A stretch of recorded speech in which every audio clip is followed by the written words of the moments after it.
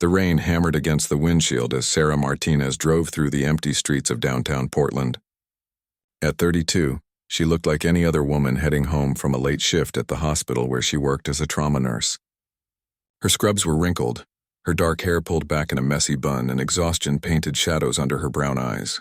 What the casual observer couldn't see was the steel beneath her gentle exterior, forged through 8 years as a Navy SEAL. Sarah had been one of the first women to complete the grueling SEAL training program. The instructors had pushed her harder than anyone else, testing her resolve at every turn. She had crawled through mud, carried wounded teammates for miles, and learned to kill with her bare hands. But tonight, she just wanted to get home to her small apartment and forget about the 3 soldiers she couldn't save in the emergency room earlier that evening. The red traffic light caught her at the intersection of 5th and Morrison. As she waited, Sarah noticed the black SUV that had been following her for the last 6 blocks pull up beside her. Something felt wrong. Her training kicked in automatically, and she began scanning her surroundings with the methodical precision that had kept her alive in Afghanistan and Syria. 2 men sat in the front seats of the SUV, both wearing dark clothing and baseball caps pulled low over their faces. The passenger was speaking into a cell phone, his eyes fixed on her car. Sarah's pulse quickened as she recognized the telltale signs of surveillance. She had been tracked before, but never on American soil. Never in her civilian life. The light turned green and Sarah accelerated normally, fighting every instinct that screamed at her to floor the gas pedal and speed away. She needed to confirm her suspicions first.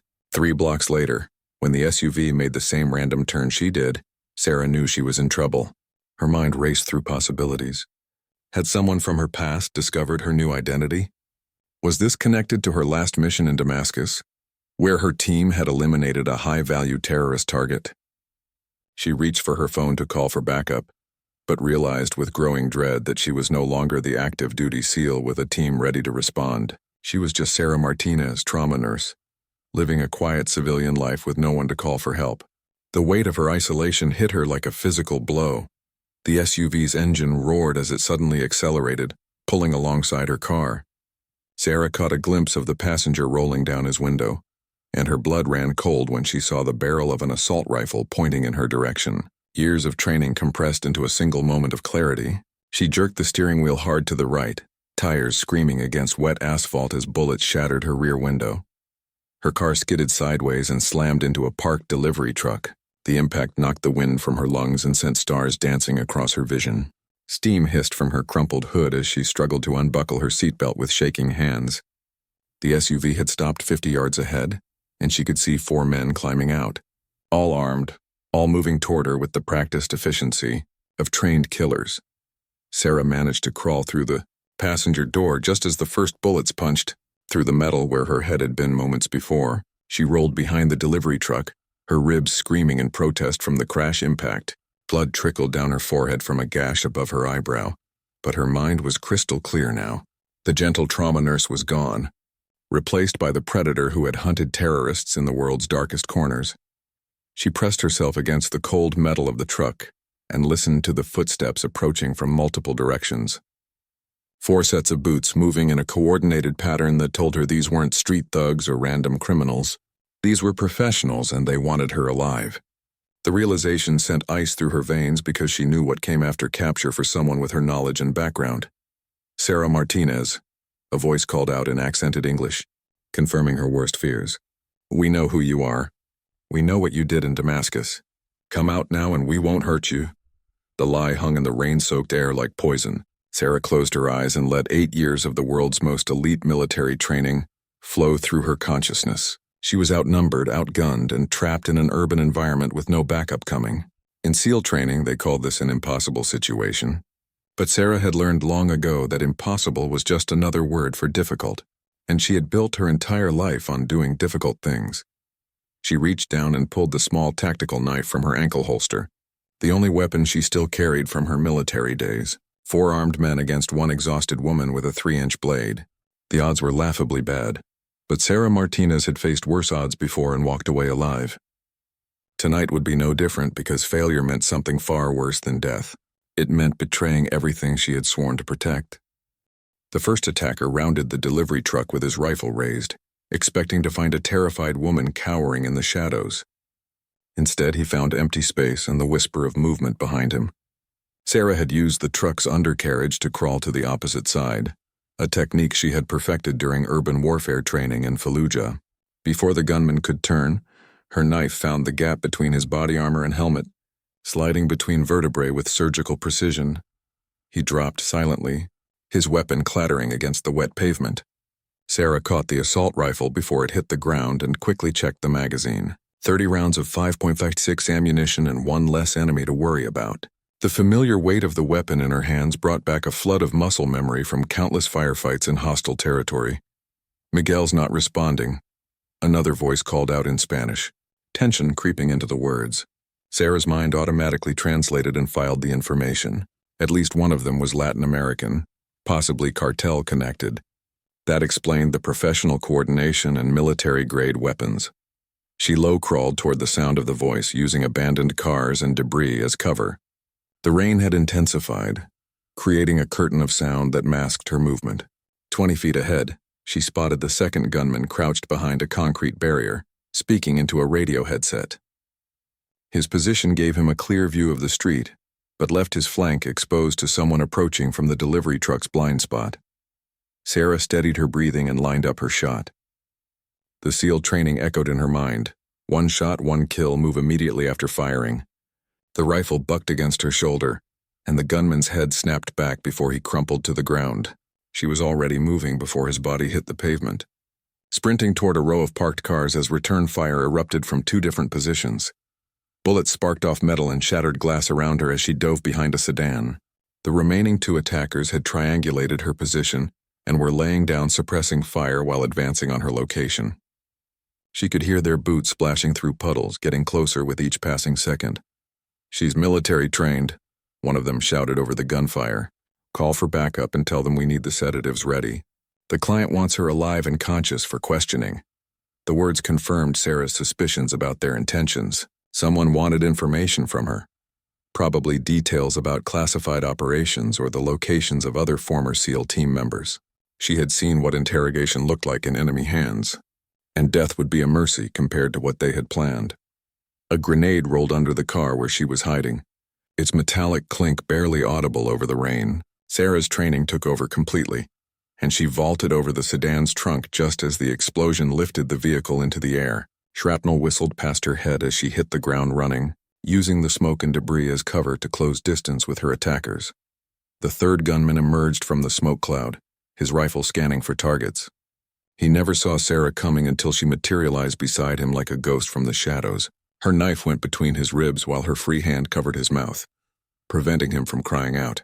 She lowered his body gently to the ground and took his spare magazines, knowing she would need every round for what was coming.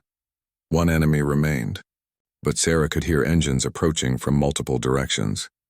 The backup had arrived and her window for escape was closing rapidly. She counted at least 3 vehicles converging on her position, which meant anywhere from 6 to 12 additional hostiles.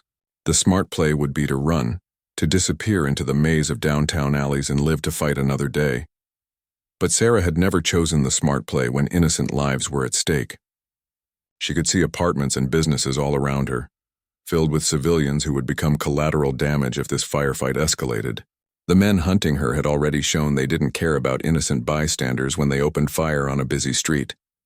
The last original attacker was calling frantically into his radio, directing the incoming vehicles toward her last known position. Sarah could see him clearly now, positioned behind a concrete planter 40 yards away. He was young, maybe 25, with the lean build and alert posture of someone who had seen combat. Under different circumstances, he might have been on her side, fighting the same enemies in some distant battlefield. But tonight, he was standing between her and freedom, and Sarah Martinez had learned long ago that survival required making hard choices. She raised the rifle and centered the crosshairs on his chest, her finger finding the familiar curve of the trigger. The weapon fired once and the street fell silent except for the sound of rain on pavement. Vehicle doors slammed shut nearby as the reinforcements deployed around the area. Sarah counted footsteps and voices, estimating 8 to 10 new contacts moving to surround her position. They would have night vision equipment, body armor, and enough firepower to level a city block. She was one person with a rifle and a handful of magazines. trapped in an urban kill zone with no backup and no escape route. But as Sarah checked her remaining ammunition and prepared for the fight of her life, a cold smile played across her lips. These men had made a critical error in their planning. They had assumed that capturing a lone woman would be a simple operation. That overwhelming force would guarantee success. They had no idea that they were hunting someone who had been forged in the crucible of the world's most elite military unit. Someone who had learned to embrace impossible odds and turn them into advantages. The reinforcement team moved through the streets with military precision, their tactical formation revealing months of training and coordination. Sarah watched from her concealed position behind an overturned delivery van as they established a perimeter around the area. 8 men total, all wearing black tactical gear and carrying automatic weapons. Their leader, a tall man with graying temples, directed the others with hand signals that Sarah recognized from her own special operations background. She studied their positioning and identified the weakness she needed.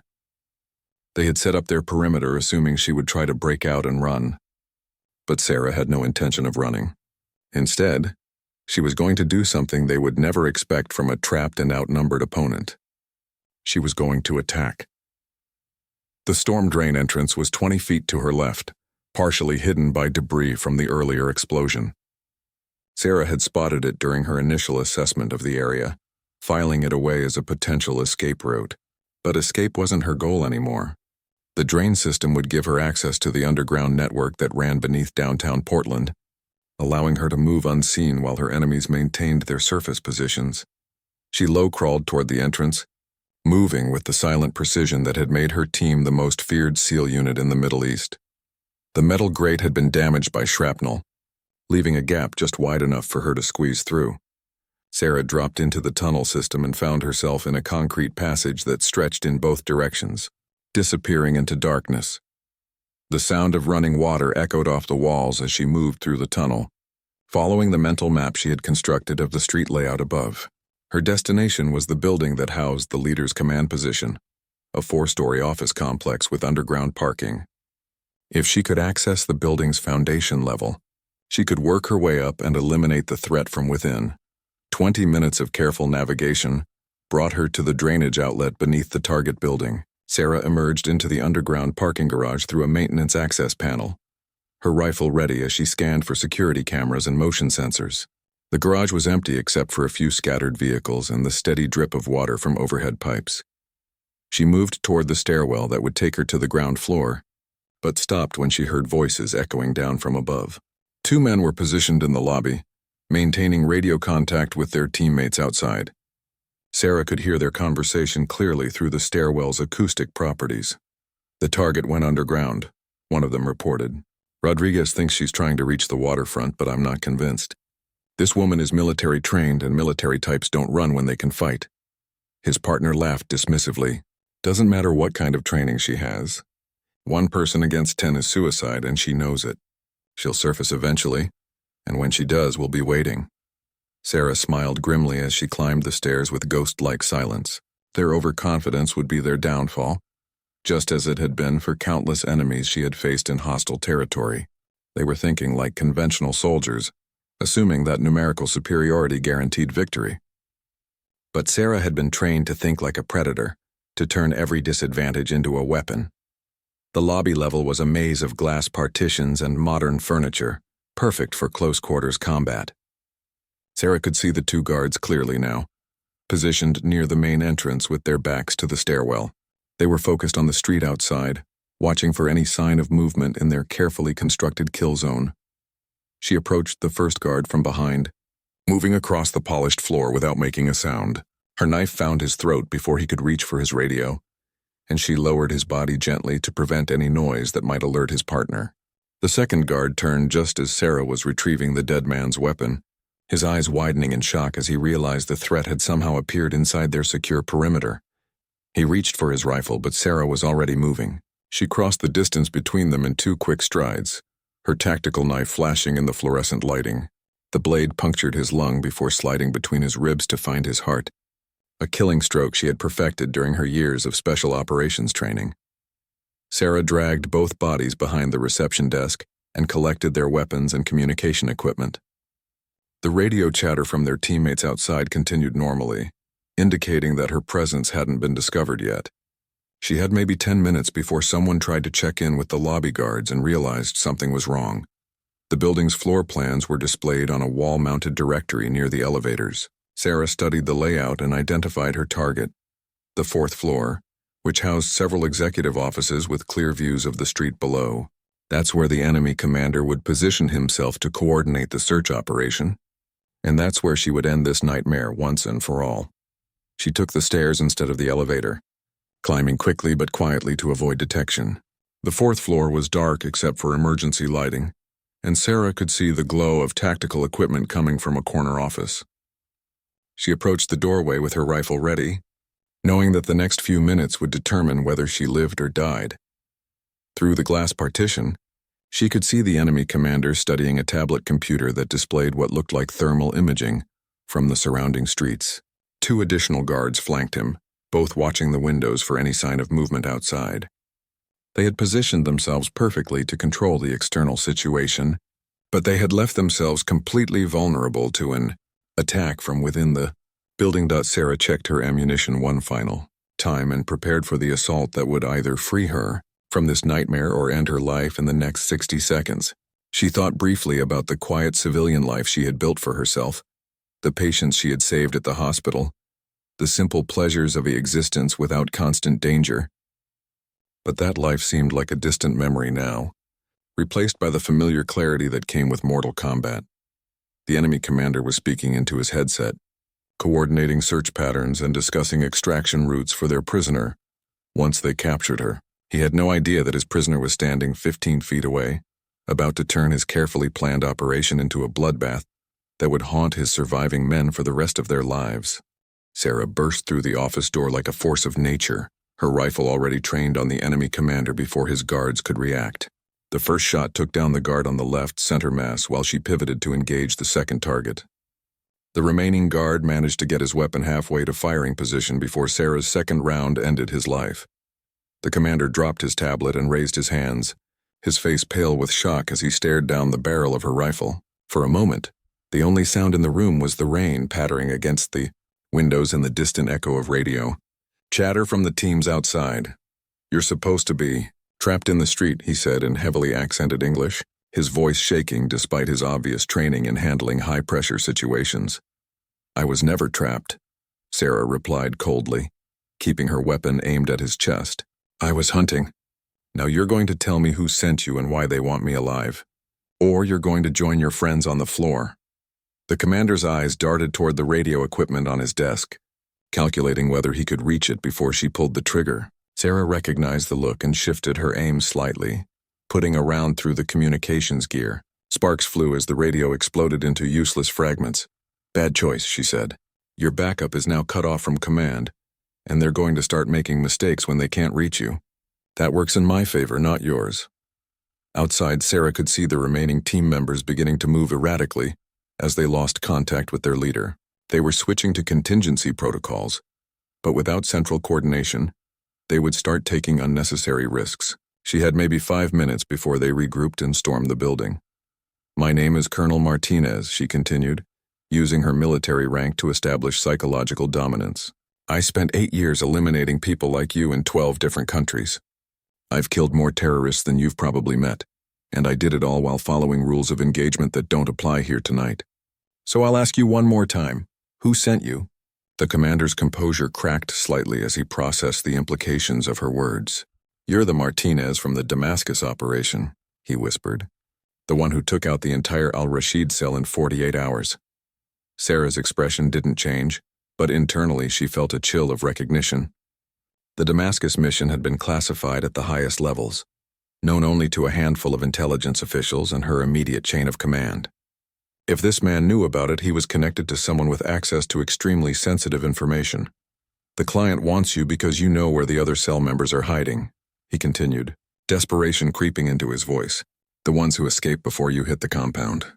They have information about operations in the United States, and our employer needs to know what they told you before they died." Sarah kept her rifle steady while her mind raced through the implications.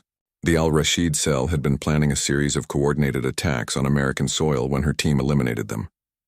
But 3 members had escaped during the initial assault, disappearing into the Syrian countryside before they could be captured.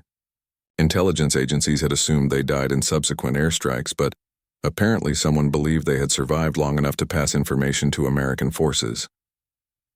"The escapees are dead," Sarah said flatly. "We tracked them down 6 hours after the compound raid and eliminated them in a drone strike outside Aleppo. They never had a chance to reveal operational details." The commander's eyes widened with genuine surprise. "That's not what our intelligence sources reported.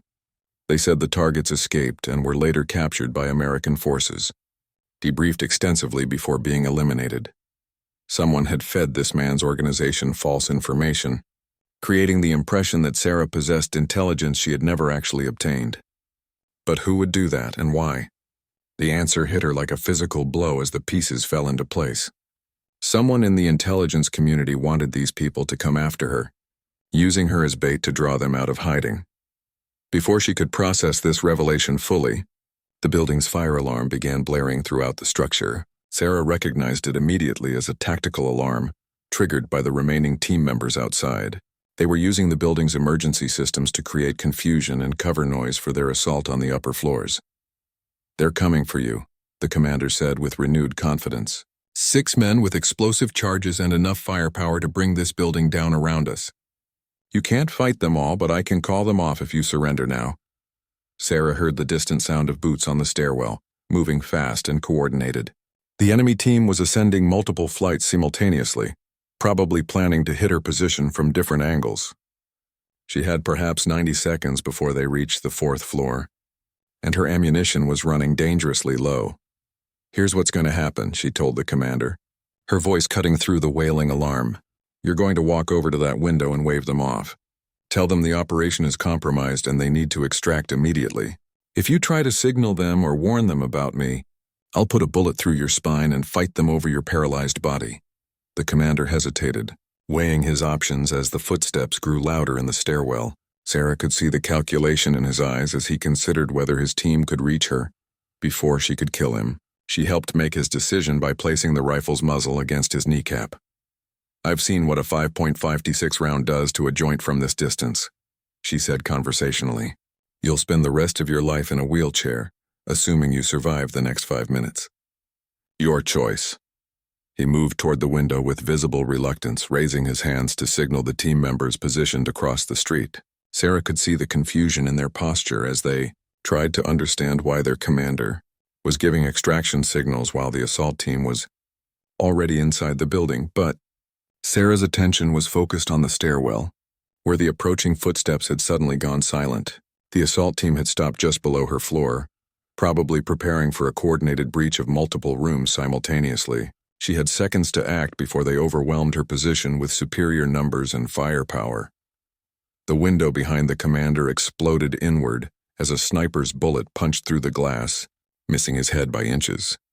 The shot had come from one of the external team members who had misinterpreted his signals and assumed he was under duress, which Sarah realized grimly he actually was. She dove behind the desk as automatic weapons fire erupted from the stairwell, shredding the office walls and furniture around her. The assault team was here, and they weren't interested in taking prisoners anymore. The office erupted into chaos as 3 assault team members poured through the doorway, their weapons spraying bullets across every surface where Sarah might be hiding. She pressed herself against the floor behind the heavy oak desk, feeling the impact of rounds splintering the wood above her head. The commander had been caught in the crossfire and lay motionless near the shattered window, his intelligence value gone forever. Sarah counted the rhythm of their firing patterns and recognized the pause that indicated magazine changes. She rolled left and came up firing, catching the first attacker while he was reloading. Her shot took him center mass and he crumpled against the doorframe. The remaining 2 spread out, using the office furniture as cover while they coordinated their assault. "She's behind the desk," one of them shouted in Spanish. "Carlos, circle around through the conference room. I'll keep her pinned down." Sarah understood enough to know they were trying to flank her position. The conference room connected to the office through a side door that would give them a clear shot at her hiding spot. She needed to move before they completed their maneuver, But the remaining gunman was laying down steady, suppressing fire that made movement impossible. The fire sprinkler system activated as smoke from the gunfire triggered the building's safety systems. Water cascaded down from the ceiling, creating a curtain of mist that reduced visibility while soaking everything in the room. Sarah used the distraction to low-crawl toward the sidewall, putting more solid cover between herself and the shooters. She could hear Carlos moving through the adjacent conference room, his boots splashing through the growing puddles on the floor. He would emerge from the side door in seconds, catching her in a crossfire that would end the fight. Sarah checked her remaining ammunition and found only 6 rounds left in her current magazine, with 1 spare magazine containing 12 more rounds. 18 bullets against at least 2 remaining enemies, with more potentially waiting outside. The conference room door burst open as Carlos charged through, his rifle scanning for targets. Sarah was ready for him, having positioned herself at an angle that gave her a clear shot while keeping the desk between her and the other gunman. Her first round caught Carlos in the shoulder, spinning him around but not dropping him immediately. He returned fire while falling, his bullets going wide but forcing Sarah to duck back behind cover. The wound had damaged his shooting arm, but he was still dangerous and now positioned where he could coordinate with his partner to trap her between 2 firing positions. "She's running low on ammunition," Carlos called out, his voice tight with pain. "Keep her pinned and she'll have to surrender or make a desperate move." He was right, and Sarah knew it. Her tactical situation was deteriorating rapidly, and she couldn't sustain a prolonged firefight with her current resources. But surrender wasn't an option, not when she knew what these people had planned for her. She needed to change the nature of the engagement, to create an advantage that would offset their superior numbers and firepower. The building's structural plans flashed through her memory as she recalled the directory she had studied earlier. The 4th floor housed executive offices, but it also contained the building's main electrical systems and climate controls. If she could reach the utility room, she might be able to cut power to the entire building and level the playing field. Sarah waited for the next lull in gunfire and sprinted toward the office's rear exit, the one that led to the utility corridors behind the main floors. Bullets chased her across the room, shattering picture frames and punching holes through drywall. She dove through the doorway just as a burst of automatic fire shredded the space where she had been standing. The utility corridor was narrow and dark, lit only by emergency lighting that cast eerie shadows on the walls. Sarah could hear her pursuers arguing about whether to follow her into the confined space where their numerical advantage would be negated by the tight quarters. She didn't wait to see what they decided. The electrical room was 50 feet down the corridor, behind a steel door marked with high-voltage warning signs. Sarah forced the lock with her knife and slipped inside, finding herself surrounded by humming electrical panels and thick bundles of cables. The main power cutoff was clearly marked, a large red handle that would plunge the entire building into darkness. She hesitated for a moment, knowing that cutting the power would affect innocent people in the surrounding buildings as well. But the alternative was to let these killers complete their mission and probably harm civilians in the process. Sarah grabbed the handle and pulled it down, feeling the building's electrical systems die around her. Darkness engulfed the corridors as emergency lighting failed and the background hum of air conditioning fell silent. Sarah activated the small tactical flashlight she had taken from one of the dead guards and made her way back toward the main office area. Her night vision equipment gave her a crucial advantage now that her enemies were operating in unfamiliar territory without adequate lighting. She could hear them moving cautiously through the darkness, their flashlight beams dancing across walls and doorways as they searched for her. Their tactical discipline was breaking down as the psychological pressure of operating in hostile conditions began to affect their coordination. Sarah had seen it happen countless times during night operations in Iraq and Afghanistan. "Where is she?" Carlos hissed into his radio, apparently trying to contact the external team. "We need backup up here now. This woman is more dangerous than we were told." Sarah smiled grimly as she moved through the shadows like a predator stalking prey. They were finally beginning to understand what they were dealing with, but the realization had come too late to save them.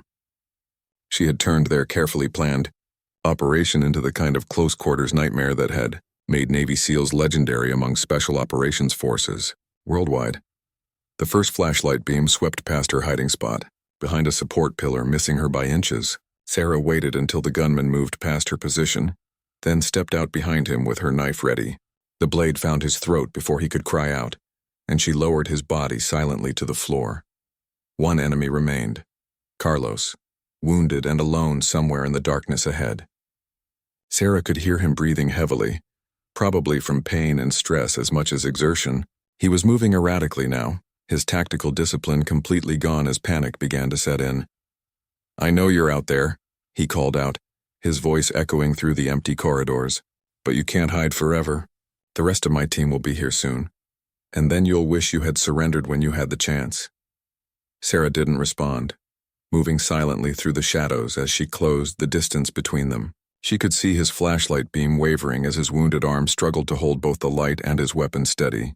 He was making every mistake that fresh recruits made during night training exercises, and Sarah was about to teach him why those mistakes were fatal. Carlos never saw her coming. One moment he was sweeping his flashlight beam across empty corridors, calling out threats and demands into the darkness. The next moment, Sarah materialized behind him like a shadow given form, her knife sliding between his ribs with surgical precision. He dropped without a sound, his weapon clattering across the wet floor. Sarah stood alone in the darkness, listening to the silence that had replaced the chaos of battle. Her heart was still pounding from the adrenaline, but her mind was already shifting into the analytical mode that would help her process what had just happened. She had eliminated an entire assault team, but questions remained about who had sent them and why. She made her way back to the office where the commander's body lay near the shattered window. His cell phone had survived the firefight, and Sarah scrolled through the recent calls and messages. Most were in Spanish, detailing coordination for the operation, but one number appeared repeatedly in the call history, with a Washington, D.C. area code. Sarah memorized the number and pocketed the phone before moving to the window to assess the situation outside. The external team had disappeared, probably retreating once they lost contact with their assault elements. Police sirens wailed in the distance, growing closer as emergency responders reacted to reports of gunfire and explosions in the downtown area. She needed to leave the building before law enforcement arrived, but she also needed answers about who had orchestrated this attack. The false intelligence about the Damascus survivors suggested involvement from someone within the U.S. intelligence community, someone with access to classified operational details and the authority to manipulate information flows. Sarah gathered weapons and ammunition from the dead attackers, knowing she might need them if other teams were hunting her. She also collected their identification documents and cell phones, evidence that might help her trace the source of the operation. The tactical gear bore no manufacturer markings, but the weapons were high-end military hardware that required connections and resources to obtain. The stairwell was clear as she descended toward the parking garage, moving with the controlled urgency that had kept her alive during countless extractions from hostile territory. She could hear police cars arriving outside, their radio chatter echoing through the building's structure. They would secure the perimeter first, then begin a systematic search of the building. Sarah reached the parking garage and activated the stolen cell phone to place a call to the Washington number. It rang twice before a familiar voice answered, sending ice through her veins as she recognized the speaker. "Colonel Martinez," said Deputy Director James Harrison of the Central Intelligence Agency. "I was wondering when you would call." Harrison had been her handler during the final months of her SEAL career, the man who had briefed her on the Damascus operation and debriefed her afterward. He knew every detail of her classified missions, including the intelligence about the escaped cell members. But more importantly, he knew her civilian identity and current location. "You sent them after me," Sarah said, her voice flat and emotionless. "You fed them false information about Damascus to make them believe I had intelligence they needed. You used me as bait. The Salamanca cartel has been trying to establish terrorist connections for months," Harrison replied without denying her accusation. "They needed to be eliminated before they could complete their alliance with Middle Eastern extremist groups. You were the perfect lure to draw them into the open." Sarah felt sick as the full scope of his betrayal became clear. Harrison had sacrificed her safety to run an unauthorized operation against a criminal organization that threatened American interests. He had known that sending killers after her would likely result in her death, but he had considered it an acceptable loss in pursuit of his larger objectives. "The team you sent after me is dead," she informed him coldly. "All of them. I hope they were worth the cost of burning a decorated veteran to achieve your goals." There was a long pause on the other end of the line before Harrison responded, his voice taking on a defensive edge. You were never supposed to be in real danger, Sarah. We had surveillance teams positioned to intervene if the situation got out of control. Your surveillance teams watched me get shot at and bombed without lifting a finger, Sarah replied. Either they were incompetent, or you never intended for me to survive this operation. Which is it, James? The silence stretched between them. Filled with the weight of betrayal and the sound of approaching sirens, Sarah knew she had perhaps 3 minutes before police cordoned off the area and made escape impossible. But she needed Harrison to understand that his carefully orchestrated plan had backfired in ways he couldn't imagine. The Salamanca cartel was planning attacks on American soil, Harrison said finally. Chemical weapons smuggled through their drug trafficking networks, targeting major population centers. We couldn't infiltrate their organization through conventional means, so we needed them to come to us. So you decided to sacrifice me without my knowledge or consent, Sarah said. You violated every principle we swore to uphold, and you did it while hiding behind the same flag I served under for 8 years. She could hear Harrison's breathing change as he realized the conversation wasn't going the way he had expected. He had probably anticipated that she would be grateful for surviving, or at least willing to cooperate with his explanation. Instead, he was facing a decorated war veteran who had just eliminated an entire assault team and was now holding him accountable for his actions. What do you want, Sarah? He asked, his voice betraying the first hint of uncertainty. Money? A new identity? We can make this situation disappear and ensure your safety going forward. Sarah laughed, but there was no humor in the sound. I want you to remember something, James. You trained me to be a weapon, to eliminate threats to national security with extreme prejudice. You taught me to identify enemies of the American people and deal with them permanently. Think carefully about what category you fall into now. The threat was unmistakable, and Harrison's response came quickly. You're talking about treason, Colonel. I'm a senior intelligence official acting under proper authority to protect American interests. If you take action against me, you'll be hunted by every law enforcement agency in the country. Your authority doesn't extend to using American veterans as unknowing bait in unauthorized operations, Sarah replied. And if I'm already being hunted, what exactly do I have to lose by adding one more target to my list? She ended the call and removed the battery from the phone, knowing that Harrison would immediately begin efforts to track her location. But she had accomplished her primary objective, letting him know that his operation had created a new enemy, one with the skills and motivation to hold him accountable for his betrayal. Sarah reached the parking garage exit as the first police cars arrived at the building's main entrance. She could see officers establishing a perimeter while SWAT teams prepared for a building-by-building search. They would find the bodies upstairs and begin a manhunt that would make her civilian life impossible to maintain. But Sarah Martinez was no longer thinking like a civilian. The gentle trauma nurse who had driven home from work a few hours ago was gone, replaced by the lethal operator who had served her country with distinction in the world's most dangerous places. Harrison had taken away her peaceful life, but he had also awakened something that had been sleeping since her discharge from active duty. She disappeared into the maze of downtown Portland streets as emergency lights painted the night sky in red and blue. Behind her, the building where she had made her stand stood like a monument to the price of betrayal. Ahead lay an uncertain future filled with danger and the constant threat of discovery. But for the first time since leaving the military, Sarah felt truly alive. She had a mission again, a purpose that went beyond saving lives in an emergency room. James Harrison and the corrupt system he represented had made a fatal error in judgment when they decided to use her as an expendable asset. They had forgotten that some weapons, once awakened, choose their own targets, and Sarah Martinez had just chosen hers. The hunt was about to begin, but this time, she would be the predator rather than the prey. Harrison and his co-conspirators had unleashed something they couldn't control, and they would soon learn that there are some lines that should never be crossed.